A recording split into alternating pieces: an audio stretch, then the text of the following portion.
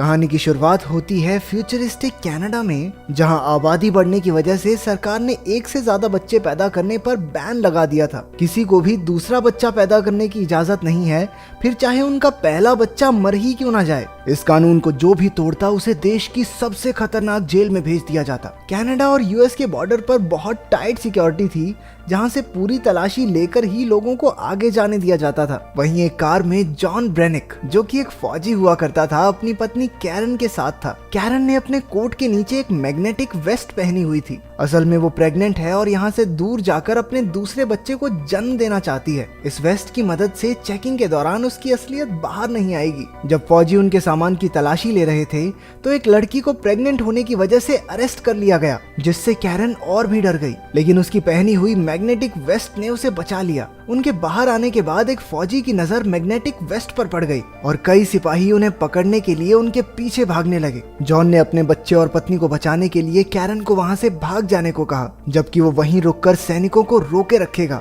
इसके बाद जॉन को बंदी बनाकर बाकी कैदियों के साथ एक जेल में ले जाया जा रहा था, जिसका नाम है फोर्ट्रेस। यह देश की सबसे हाई टेक्नोलॉजी वाली जेल है, जिसे एक रेगिस्तान के बीचों बीच बनाया गया था। वहां से किसी का बच निकलना नामुमकिन था। जब कैदी अंदर पहुंचे तो गार्ड्स ने उन्हें पूरी तरह नंगा करके उनकी चेकिंग की। इसके बाद सभी कैदियों को एक कमरे में ले जाकर उनके पेट में हाईटेक ट्रैकर डाल दिया गया। अगर कोई भी कैदी जेल के नियमों को तोड़ेगा तो ये सिस्टम एक्टिवेट होकर उसका पेट फाड़ देगा। डायरेक्टर पो ने सबसे कहा कि अगर कोई भी कैदी येलो लाइन से बाहर जाएगा तो उसके पेट में जोरदार दर्द होने लगेगा और रेड लाइन को पार करते ही कैदी की मौत हो जाएगी। एक कैदी घबराकर गलती से येलो लाइन के पार चला गया और अचानक पेट में तेज दर्द की वजह से नीचे गिर पड़ा। उसे कुछ समझ नहीं आ रहा था तो उसने गलती से रेड लाइन भी क्रॉस कर दी। उसी समय उसका पेट तेजी से फूलने लगा और कुछ ही पलों में धमाके से फट गया। इसके बाद सभी कैदी लिफ्ट से अंडरग्राउंड जेल में पहुंचे, जो धरती के 30 फ्लोर नीचे जाकर थी। जॉन को नीनो नाम के कैदी के साथ Z10 नाम का रोबोट एक सेल में लाया।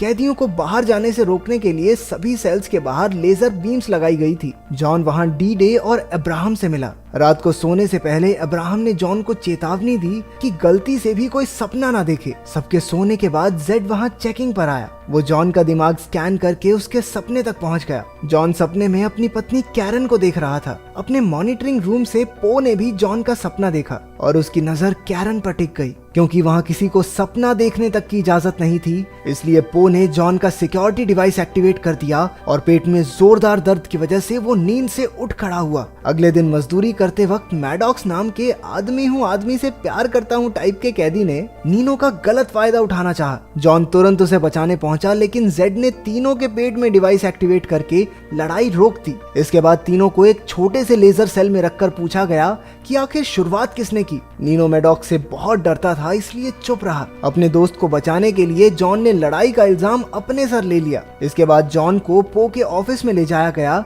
जहां वो कैरन को नहाते हुए देख रहा था। पता चलता है कि कैरन को भी पकड़कर जेल में डाल दिया गया था। पो ने जॉन और कैरन को बेरहमी से टॉर्चर करना शुरू कर दिया और दोनों दर्द में कराहने लगे। बाद में अब्राहम ने बताया कि फ्लोर ए और बी में सभी औरतें हैं और कैरन भी वहीं होगी। उधर कैरन जेल में दूसरी प्रेग्नेंट लड़की के साथ थी। जैसे ही उसे पेट में दर्द हुआ, गार्ड्स उसे जबरदस्ती पकड़कर ले गए। वहाँ हर एक औरत प्रेग्नेंट थी। कैरन को एहसास हुआ कि नए जन्मे बच्चों के साथ जरूर कुछ न कुछ किया जा रहा है। उधर आदमियों की जेल में मैडॉक्स ने जॉन पर हमला कर दिया। दोनों में जबरदस्त लड़ाई शुरू हो गई। कैरन अपने फ्लोर से जॉन को देखकर हैरान रह गई। मुकाबला टक्कर का चल रहा था, लेकिन अचानक से जॉन ने मैडॉक्स को ऊंचाई से नीचे धकेल दिया। मैडॉक्स ने किसी तरह किनारे को पकड़कर अपनी जान बचाई। पो ने ऑफिस से जॉन को ऑर्डर दिया कि मैडॉक्स को खत्म कर दे, लेकिन जॉन ने उसकी बात ना मानते हुए मैडॉक्स की जान बचा ली। गुस्से में पो ने मैडॉक्स के पेट में लगे डिवाइस को एक्टिवेट कर दिया, जिससे उसका पेट धमाके से फट गया। इससे पहले कि गार्ड्स उसे पकड़कर ले जाते,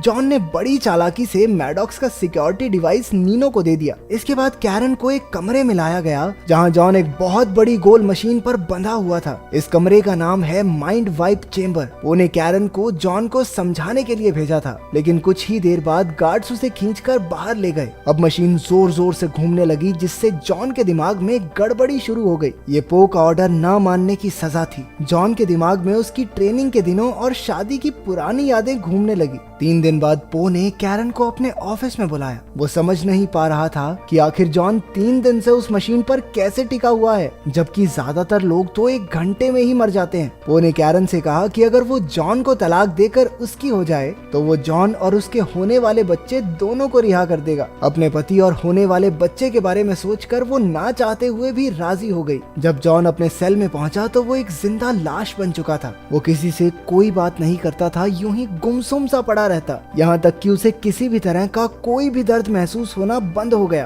कैरन अब पो के साथ रहने लगी थी। एक रात उसने देखा कि पो एक कुर्सी पर कई सारी तारें अपने शरीर से जोड़कर बैठा है। पता चलता है कि पो को मॉडिफाई करके एक एडवांस ह्यूमन बनाया गया था। उसे ना तो कुछ खाने पीने की जरूरत है और ना ही सोने की, बस महीने में एक बार ये तारें जोड़कर एमिनो एसिड्स लेना ही उसकी खुराक है। जेल में पैदा होने वाले बच्चों के साथ भी यही किया जाता है। बहुत से ऑपरेशंस करके उन बच्चों को एडवांस ह्यूमंस बना दिया जाता है ताकि एक दिन पूरी धरती आम इंसानों और भूख प्यास से आजाद हो जाए। ये सुनते ही कैरन के होश उड़ गए। अब 4 महीने हो चुके थे, लेकिन जॉन की हालत में कोई सुधार नहीं था। अब्राहम ने उसे बताया कि कैरन का पेट बढ़ने लगा है और जल्द ही उनका बच्चा इस दुनिया में आ जाएगा। जॉन ने कोई हरकत नहीं की, लेकिन उसकी आंख से एक आंसू टपक पड़ा। उस रात कैरन ने पो को रिझाकर उसे खूब शराब पिलाई और बेहोश कर दिया। फिर वो कंट्रोल पैनल के जरिए जॉन के सपने में पहुंची, जहां बचपन में जॉन एक गड्ढे में फंसा हुआ था। कैरन ने सपने में जॉन को गड्ढे से बाहर निकाल दिया, जिससे असलियत में जॉन को होश आ गया। उसके साथ ही उसे ठीक देखकर बेहद खुश हुए। जॉन ने कैरन के साथ जेल से भागने के लिए अब्राहम की मदद मांगी। अब्राहम जॉन के लिए जोखिम उठाने को तैयार हो गया। जॉन के ठीक होने की खबर सुनकर कैरन बहुत खुश हुई। बाद में नीनो ने जॉन को वो सिक्योरिटी डिवाइस दिया